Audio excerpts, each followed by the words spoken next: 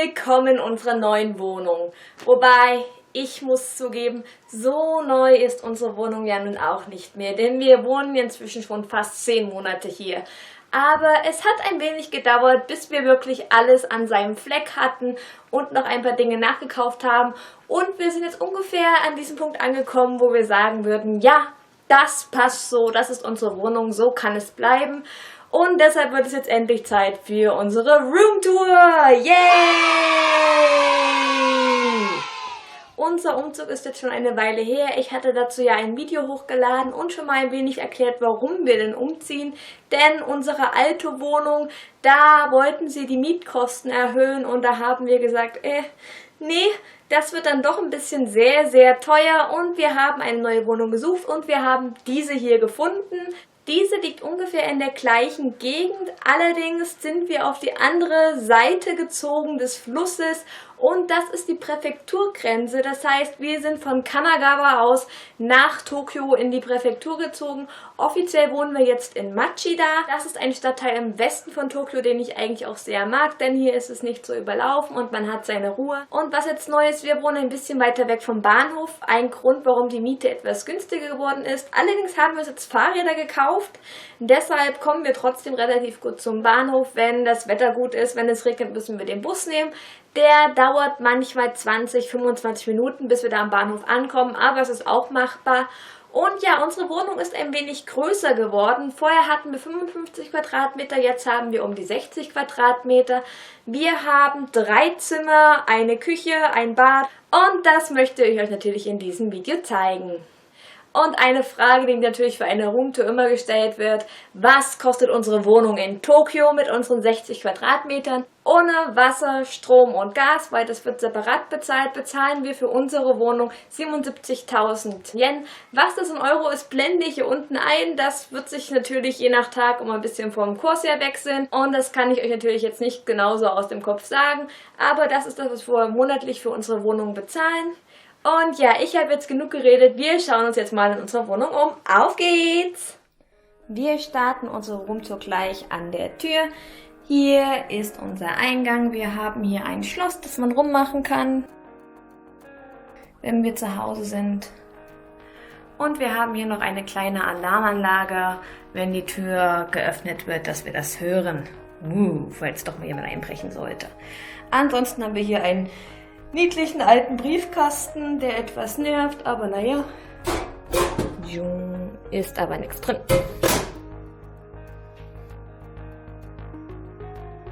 Hier ist auch der Schuhschrank. Hallo. Der ist natürlich sehr gut gefüllt mit unseren Schuhen.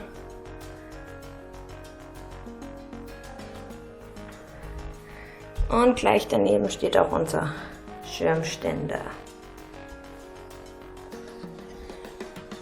Von hier aus geht es geradeaus in unser Wohnzimmer. Hier ist das Schlafzimmer, da ist die Toilette und hier ist unser Badezimmer. Aber das schauen wir uns später an. Wir gehen jetzt zuerst geradeaus in unser Wohnzimmer. Ich mag unser neues großes Wohnzimmer wirklich sehr. Es ist wirklich sehr geräumig und wie ihr sehen könnt, wir haben hier sehr viel Freiraum noch. Hier hat sich mein Mann sein Manga-Regal hingestellt mit seinen Figuren und allem.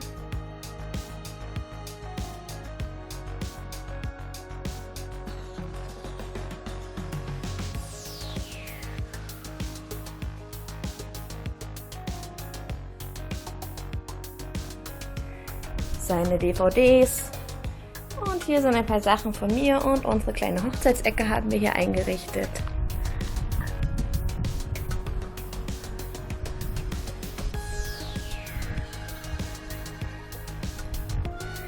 Dann haben wir hier unseren Fernseher und da unsere Katze das Bedürfnis hatte, immer auf unseren Schrank hochzuspringen und dafür den Fernseher genutzt haben, haben wir jetzt noch einen neuen Kratzbaum gekauft. Und ja, da schläft sie jetzt immer drauf und sie hat inzwischen auch aufgehört, auf unseren Schrank zu springen. Hier befindet sich dann unsere kleine Kotatsu. Im Winter ist da eine Decke drauf zum Warmhalten, im Sommer natürlich nicht. Da läuft auch schon fleißig die Aircon bei uns, weil es ist wirklich abnormal warm. Und ja, das ist so etwa meine kleine Ecke. Hier ist alles, was ich brauche. Ich habe mir einen kleinen Stuhl gekauft, damit kann ich hier wirklich in Ruhe sitzen. Ich habe hier meinen Laptop, an dem ich immer arbeite. Und ja, Unterlagen, Sachen für meinen Shopping-Service. Und ja, alles, was das Herz begehrt.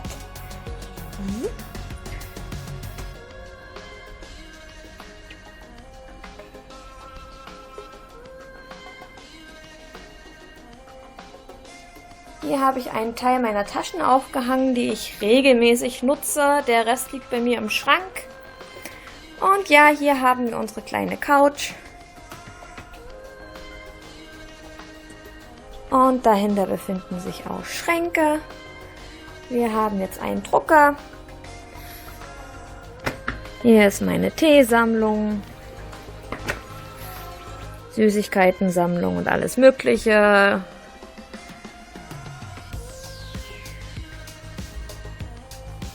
hier sind ein paar Unterlagen. Und hier sind dann meine größeren Bücher. Ich habe ja meine ganzen Fotobücher aufgestellt. Meine Kochbücher und die Sachen. Und hier unten sind dann die Bücher zum Japanisch lernen. Aber die stauben fleißig ein.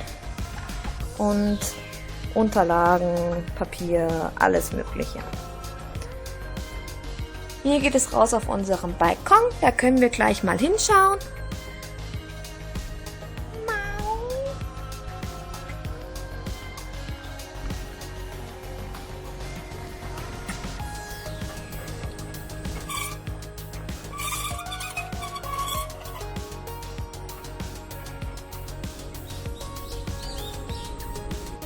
Hier in dieser Ecke versuche ich mich ein wenig am Gärtnern. Allerdings, wie ihr sehen könnt, den Pflanzen geht es hier nicht allzu gut und sie sterben nach und nach ab. Nur meinen kleinen Erdbeerpflanzen scheint es relativ gut zu gehen. Ich hoffe, dass ich sie über den Sommer und den Winter bekomme. Hier befindet sich noch eine Notfalltür, durch die wir über den Balkon oder eine Leiter nach unten kommen, falls wir mal aus der Tür nicht rauskommen. Und wir haben einen recht langen Balkon, denn hier auf der anderen Seite haben wir auch noch Platz, um unsere Wäsche aufzuhängen. Zurück im Zimmer schauen wir jetzt erstmal kurz auf unseren Esstisch. Da haben wir natürlich auch jede Menge Sachen herumstehen. Kalender, Sachen fürs Essen, Taschentücher. Wir haben uns ein Whiteboard gekauft, um wichtige Sachen anzupinnen. Ich habe hier auf meinem Stuhl alle Sachen für mein Journal, was ich relativ unregelmäßig führe. Und dann haben wir hier einen kleinen Schrank. Ups, Sesam, öffne dich. Das ist so ein bisschen unsere Abstellkammer. Da haben wir alle möglichen Geräte drin, Taschen, Kartons, unseren Staubsauger und das Katzenfutter. Und ganz hinten der Koffer von meinem Mann und jede Menge Kisten, Brief- und Pflegeverpackungsmaterial für den Shopping-Service. Diese Ecke habe ich mir jetzt quasi platzmäßig geklaut, um das alles zu lagern. Dann kommen wir zum Küchenbereich. Dieser ist relativ klein, weshalb er auch in unser Wohnzimmer hier hineinragt. Wir haben einmal hier eine Abstellvorrichtung. Da lagern wir Sachen wie Toastbrot, Äpfel, meine Cornflakes zum Frühstück und auch alle anderen Sachen, die wir ab und zu brauchen. Und hier haben wir noch eine Kiste, auch für die Küche. Mit Süßkram. Jede Menge Schachteln. Pasta, Curry, Sonnenblumen, Kerne und Co.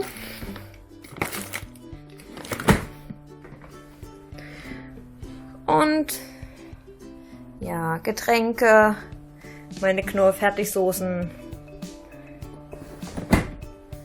und natürlich weiterhin Wasserkocher, Toaster und unseren Reiskocher. Und damit sind wir auch schon in unserer Mini-Küche. Tada, mehr ist es nicht, eigentlich nur so eine kleine Nische. Wir haben hier drüben unsere Mülleimer hingestellt und ja, dann geht es zum Kühlschrank und zu unserem Mikrowellenofen. Diese ist auch gut gefüllt. Ich habe mir heute eine halbe Melone gegönnt und ja, unser Kühlschrank ist ziemlich am Platzen, wie immer. Unten ist das Gefrierfach.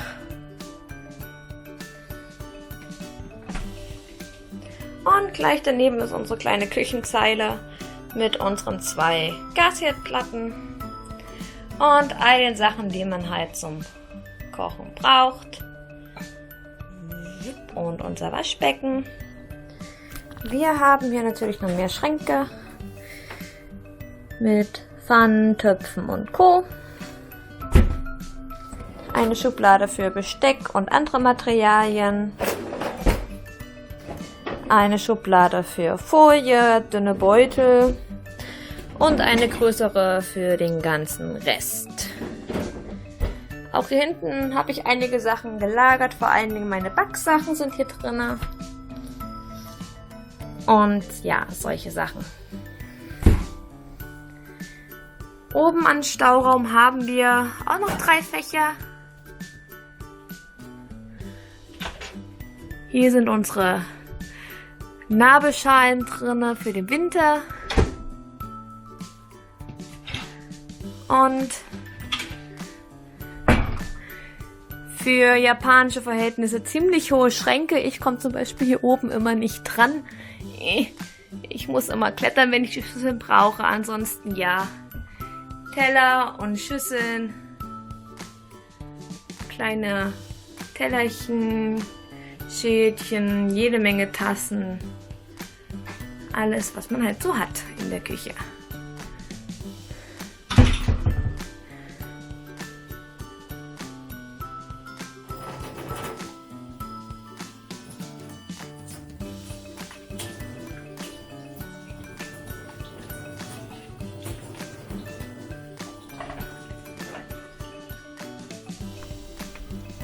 Wir können an einem kleinen Display an der Wand sogar unsere Wassertemperatur einstellen.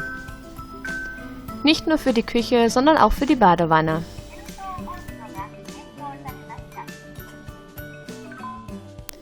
Außerdem haben wir natürlich eine Fernbedienung für die Klimaanlage und eine Gegensprechanlage mit Kamera für draußen.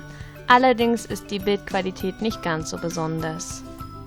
Gehen wir weiter in unser nächstes Zimmer. Wir haben es unseren Hobbyraum genannt, denn hier ist einmal unsere Rilakkuma Plüschtiersammlung und alles, was zur Katze gehört. Das heißt Katzenspielzeug, die Katzentoilette, das Katzenfutter, was sie gerade schon fleißig gefressen hat, der Kratzbaum und tada, natürlich die Katze. Hallo Mika!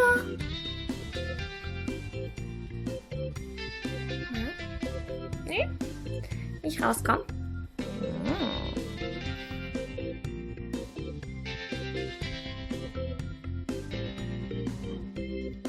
Ich habe hier auch meinen Schrank stehen mit allen möglichen Sachen. Mit meinen Sammlungen. Figuren, Plüschtiere und Co.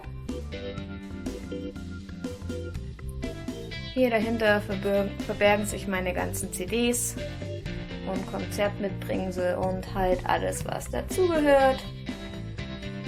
Und natürlich auch ein paar Bücher auf Deutsch und auf Japanisch.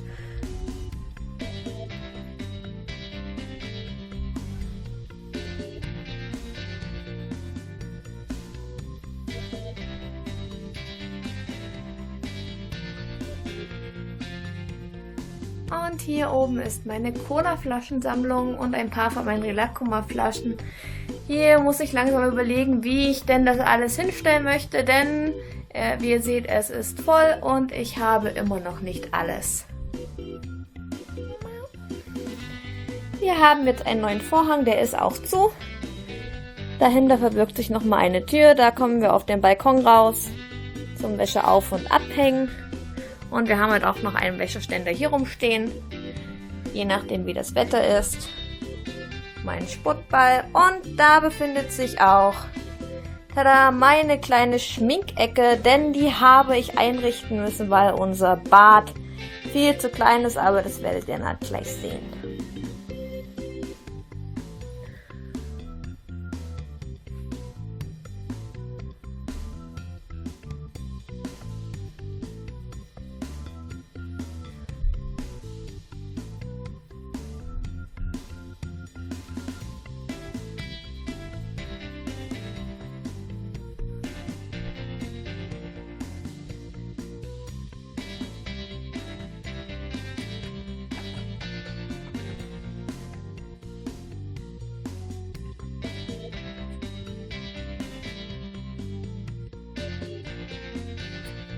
Dann haben wir hier den Schrank von meinem Mann und auch von der Katze, weil da haben wir viele Sachen für die Katze drin stehen.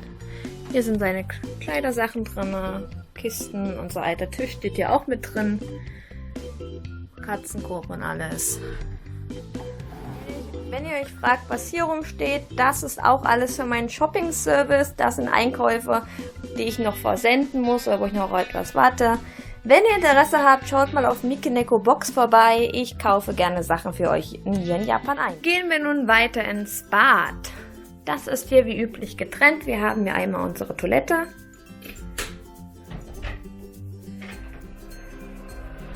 Tadam. Das ist eine ganz normale, kein Hightech, nichts mehr. Und hat wie viele japanische Toiletten, wenn man die normale Spülung hat für klein und groß. Man kann ja auch das Wasser rausziehen, Hände waschen.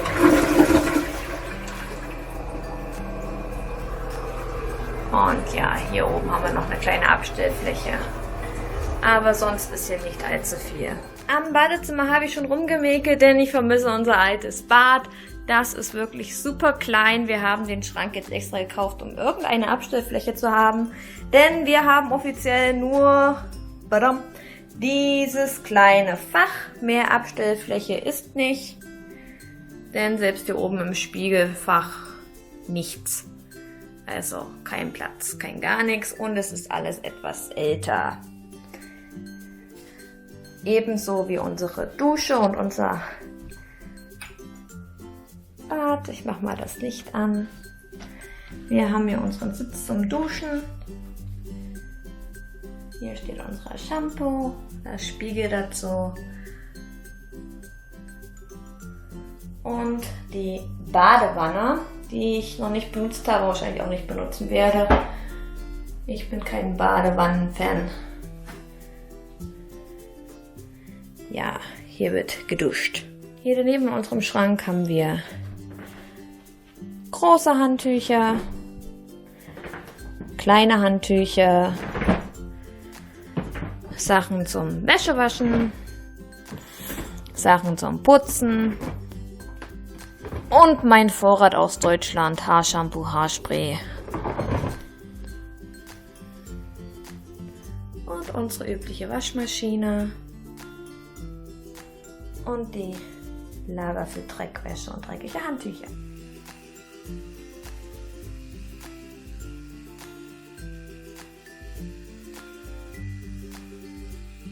Kommen wir nun zu unserem Heiligtum, unser Schlafzimmer.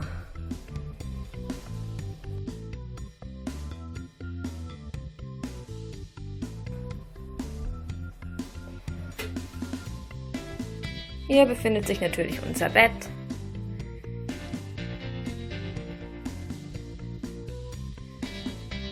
Noch ein Teil der Plüschtiersammlung, die nicht mehr in das andere Fenster gepasst hat, vor allen Dingen meine Nemonekos. Und meine Schränke, die sind recht groß. Sesam, öffne dich, aber auch schon ziemlich gut befüllt.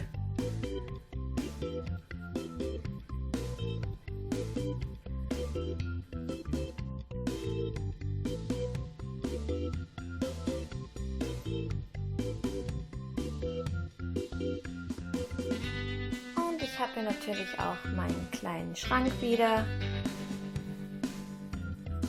mit unseren Autogrammen. Unseren Feuchtigkeitsspender, den brauchen wir jetzt im Sommer nicht. Unseren Wecker. Und natürlich sehr viel Platz für Socken, Unterwäsche und Co. Und mein kleines Yukata-Fach, wo alle Sachen zum Thema Yukata drin sind. Und überlebenswichtig im Sommer: ein Ventilator. Ich bin sehr dankbar, dass unser Vormieter eine Klimaanlage hier hat einbauen lassen, denn im japanischen Sommer ist es echt wirklich warm. Wir haben in unserer alten Wohnung im Wohnzimmer geschlafen, weil es dort die Klimaanlage ist. Und ja, jetzt können wir den japanischen Sommer in den Nächten auch in unserem Schlafzimmer verbringen, denn wir können das Zimmer zum Glück abkühlen.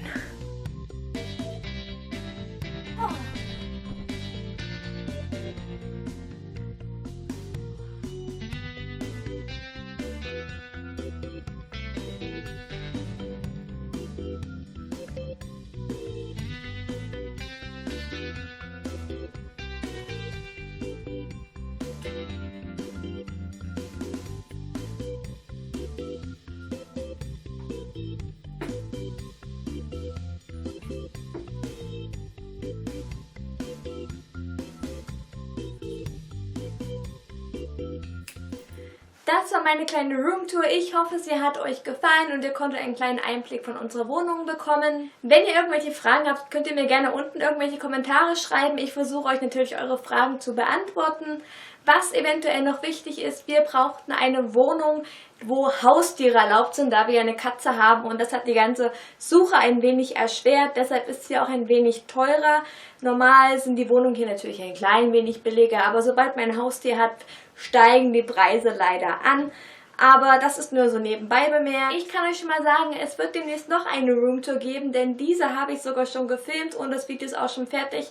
Ich darf sie aber halt noch nicht zeigen, weil sie Teil eines Wettbewerbes ist, denn dort dreht sich auch nochmal alles um eine Roomtour, aber mit einem besonderen Thema und ja, wer mich kennt, wird wissen, worum es dort geht. Seid auf jeden Fall gespannt. Ich hoffe, dass ich sie Ende August, Anfang September veröffentlichen kann, denn diese gefällt mir wirklich sehr und ich hoffe wirklich, dass ich sie euch bald zeigen kann.